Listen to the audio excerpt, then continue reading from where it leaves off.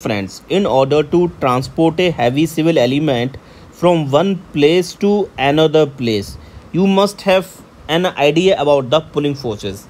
And finding the pulling force or traction force is a key parameter for transportation. And in order to finding the pulling force, you must have to calculate the rolling resistance. For calculation of the rolling resistance, either you have to check trailer manufacturing guidelines or either you have to go through the research paper, as there is no such fast rule. This rolling resistance concept is still developing up, but still the research paper, based upon the research, there are some formulas. By using these formulas you can calculate the rolling resistance, and these method that we are using up is based upon the tipping mechanism. Okay, and this provide a almost approximate value. First thing, you must understand the friction force when the area of contact, this is the normal block is over there and this is a roller over there. As area of contact is less in the case of roller as compared to a block, though, so rolling friction is always less than sliding friction. The effort required for sliding friction is very much as compared to the rolling friction. Now we first understand what are the parameters that affect the rolling friction, and then we will devise the formula for that. Now the first parameter that affect the rolling friction is the diameter of the rolling wheel. Okay, now suppose this is the one case where a wheel of small diameter, and this is the second case where a wheel of larger diameter. We are taking the RPM same. Okay, so whatever, if we just check to, we know the normal fundamentals. Basically, if we, so this is the lever arm, if the force is applying over this, and this is the radial distance, then torque for moving this wheel is F into R. Okay, so this torque is proportional to the radial distance. More the, if we have the same RPM, first thing, if this wheel and this wheel both have the same RPM, same rotation per minute, so first thing, as this is a bigger wheel, the distance covered will be more by this wheel as compared to the smaller wheel. So the speed over larger wheel will be very large as compared to the smaller wheel.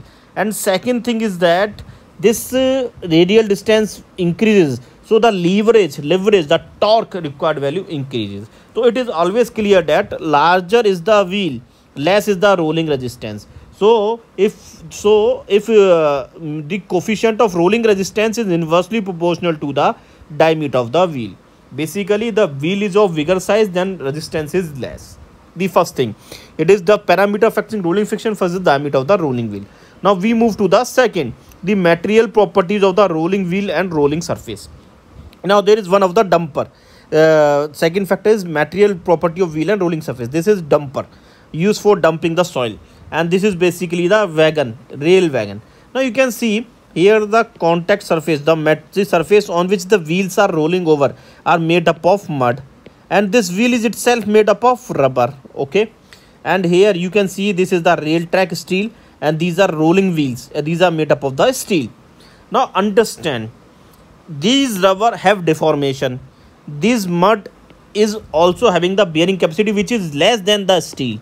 Okay, so the material properties that affect the rolling friction or rolling resistance are basically the bearing capacity of the land on which, the bearing capacity of the surface on which that wheel is rolling, and second, the material of the rolling wheel.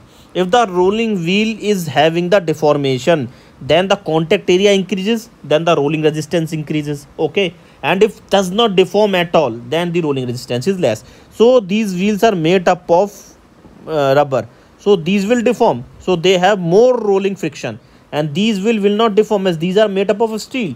Their deformation is very less, minute deformation, even they doesn't deform at all. Okay, so they will offer less rolling resistance. First thing. Now the surface, we talk about the surface on which this is running up. This is running upon the bearing capacity of the soil is generally 15 metric ton per meter square, and bearing capacity of the rail line is 150 Newton per millimeter square. If you convert into the meter square, then 1500 metric ton per meter square. So steel is having a bearing capacity that is 1000 times more than the soil. Okay, so we understand in the case of dumper, the rubber tire is there which is having the deformation more, so rolling resistance will be more as compared to the rolling wheel. Second thing is that the soil is having the bearing capacity is less, and the steel is having bearing capacity more. The so the bearing capacity is less means it will offer more rolling resistance. Okay, it is like this. If some vehicle is going, it get stuck in the mud, then you have to provide extra surface. In such a case, if the bearing capacity is less, then extra effort will be required. So first thing is the wheel radius, second thing is the metal property of wheel and rolling surface. Okay, now the third thing is basically the rolling friction. If you just denoted rolling force resistance, it is a mu resistance rolling coefficient into normal force, and more the weight, more will be the rolling resistance. It is simple. Third thing. The fourth thing is the gradient.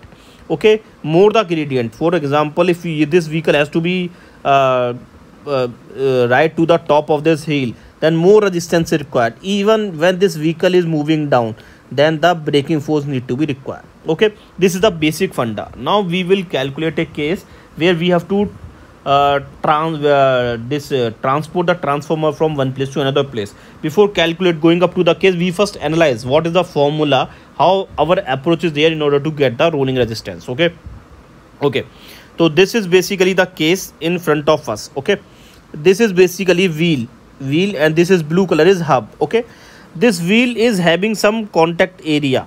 Okay, this wheel is having some deformation. So in reality, this wheel is like this. It is a polygon. It is a polygon wheel.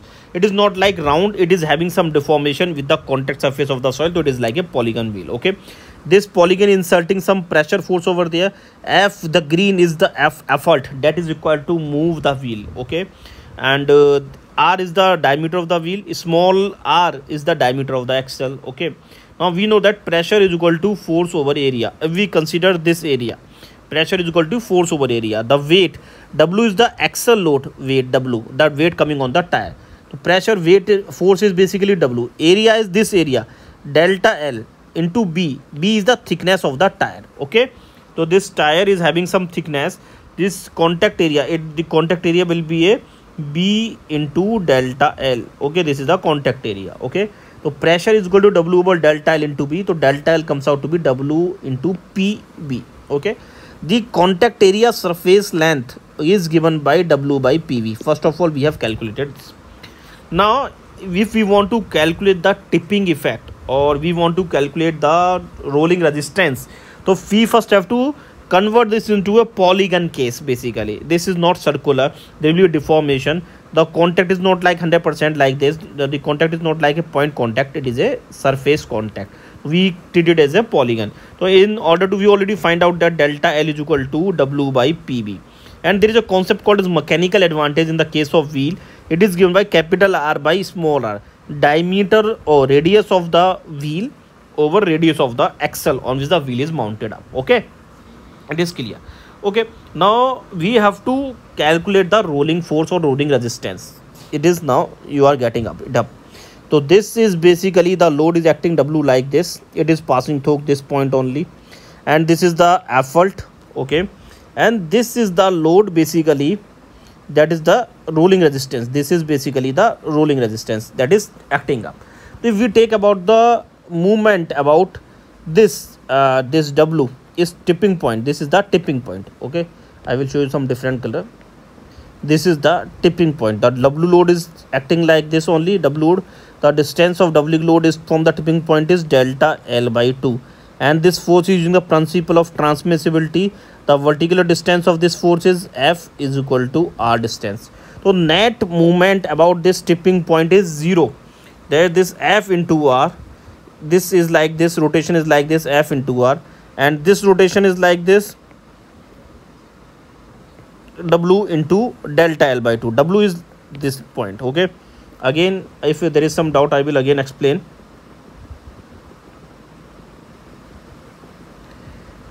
This W force, this is the point over there. From this point, W force is like this. So W into delta L by 2. It is having a movement like this only, and this force is F. Okay, and this is having at a distance R. Okay, and this is having the movement opposite to it. So net movement about, in the case of balance stability, the net movement about delta M about this point, tipping point, is equal to 0. Okay, so F into R, radial, the radial diameter of the wheel, into W into delta L by 2 is equal to 0. From that, F is equal to W into delta L by 2R. From the last equation, we have find delta L is equal to W by PV. So we just put over there. Then the rolling friction basically, or the rolling force comes out to be W square over 2B PR. W is the weight on the axle, 2B is the width of the tire, P is the pressure force on the tire, R is the radius of the tire. If converted into the mechanical advantage form, then it is F is equal to W square over 2BPR into mechanical advantage. And mechanical advantage is radius of tire over radius of the hub. It is clear to you. Now this is the concept that you are getting up. So you have to remember the formula. Rolling force is given by W square over 2BPR or W square over 2BPR into mechanical advantage. It is the concept that you are clear up. Now we are having a case study over there. This is the case study. We have to transform one transformer having weight 250 metric ton. But this transformer is passing over a arc, please, like the little case. So 50 metric ton is the puller weight. We just have to pull this transformer using stand jacks. Okay, we have to just pull it. So we will calculate the axle forces. Now this transformer is having a weight of 200 metric ton, and two set of these axles are used. So on every system 100 metric ton load is coming up. Now this system is consist of 4 axles. On the one side there is 4 axle, this side there are 1 2 3 4 axles. It is clear? Okay, so they are basically this 100 metric ton is coming on this system, and this is having the 4 axle. So in each axle there the load coming is 25 metric ton. Now each axle there are 12 tires. Each axle, if we, this is a side view, if we see the front, from the front on the each axle 1 2 3 4 5 6 7 8 9 10 11 12 tires are there. It is clear? Okay, on each system there are 4 axle. So on each axle the load coming is a 25 metric ton. And if we go to the cross direction in this direction, this is having one axle is having 12 tires. It is clear? Okay, now tire radius is 380 millimeter. Axle hub in which the tire is fitted is having the radius of 95 millimeter. Mechanical advantage is 380 by 95, it just come out to be 4. Now width of one tire is 190 mm. Width of one tire is 190 mm. On single axle there are 12 tires, 1 2 3 4 5 6 7 8 9 10 11 12, 1 2 12 tires. So each tire is having some width. So if we want to calculate the force on the total system, then 12 into one axle, if we want to calculate the width of each is to be multiplied. So 12 into width of each tire. The tire width is 190 mm. So 12 into 190 mm, 2280 mm is the total width of the tire. Okay, the pressure force in the tire is 1.2 Newton per mm square. So this is the data that is given on us. Okay, now again I am explaining you, there are two systems, each having 4 axle, each axle is having 12 tires, and the data is given. A tire radius is given, hub radius is given to us. Okay, that using we can find the mechanical advantage. As there are 12 tires, the width of single tire is B, so 12 tire width is 12B. Okay, the formula we already devised above there, so we just have to put the formula, the value in that, and the formula is W square over 2VPR. W square, the weight coming on the each tire is 25 metric ton. So 25 into 1000 car square. This is the weight coming on the each tire. 2 into B. B is the width of the tire. Okay, width is 2280. 12 tires are there. 12 into 192, or R is the radius of the tire. And if we, and 1.2 is basically the pressure. Okay, 2BPR pressure. A formula just we are putting in this value. Width of the tire is known. This load on the tire is 25 metric ton, width of the tire 12 tires, and whatever the 190 mm, pressure we know, radius we know, and mechanical advantage we know. So we just multiplied all this. Without mechanical advantage is 3 metric ton. Okay, if we calculate about the mechanical advantage 3 by 4, it will be 0.75 metric ton. Okay, it is clear? It is clear. So on one axle the load coming is 0.75 metric ton. The rolling force for the one axle is 0.75 metric ton, and there are such 1 2 3 4 5 6 7 8 axles are there. So 0 4 8 axles, it is 6 metric ton. Okay, So the pulling force required in order to move this axle is 6 metric ton. The 2000 metric ton for weight, and after calculating the pulling force required or the rolling force is 6 metric ton. If someone asks you the rolling resistance, then rolling resistance is given by the rolling force divided by the total weight, that is 0.03%. Okay, so in normal case the rolling resistance, and this is given for the whatever the calculation we are doing, it is for the 0 degree slope. So the slope is straight line slope, there is no gradient over there. Okay, so it comes out to be 0.03 for 0 degree. Okay, generally the value of the rolling resistance is 0.03 to 0.4, and if something is there, suppose you have find the rolling resistance, if the percentage of gradient, you just have to add it up. Okay, suppose here the 0.03 is there, okay, and the gradient is 10%, so 10 by 100 you have to multiply, so this comes to 0.03 plus 0.1, 0.013, something like this. Here 0.04 plus 6% is gradient there, so 0.04, and 0.04 or 6 by 100 is 0.06, 6 4 10 1 6 or 4 10, so 0.1. Okay, in such a way you are able to find the resistance. Okay, though finding the rolling resistance, it's this, the formula used is basically this, and in order to transport we have to analyze this. Once you get the rolling force or the pulling force, accordingly you will decide the puller for the axle. Okay, hope this clear for you. In the case of multi-axle system, the puller will pull up. In the case of SPMT, there will be a power pack unit will provide this effort. Hope you like this video. Keep supporting, subscribe. Thank you.